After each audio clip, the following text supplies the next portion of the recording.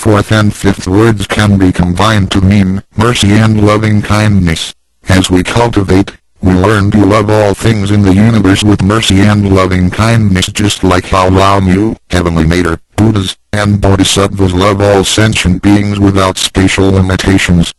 常念五字真言，你就与你的祖师济公活佛老师有感应，遇困难时感应就快，心不平静时默念五字真言，有问题时静不下来时默念五字真言，就有妙智慧。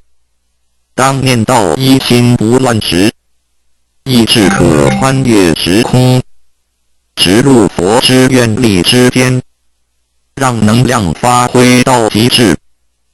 By silently reciting the heavenly mantra often, you will create a strong bond with Maitreya Buddha and Jigong Living Buddha. Then whenever you encounter some difficulties, Buddhas will get the signal more quickly. When you feel uneasy or disturbed, recite the heavenly mantra silently in your heart, then your great wisdom may arise to help you resolve any difficulty. And when you silently recite the heavenly mantra with full attention, your willpower can permeate through time and space, and enter the power of Buddha's vows. Then, the strength of the mantra will reach ultimate attainment.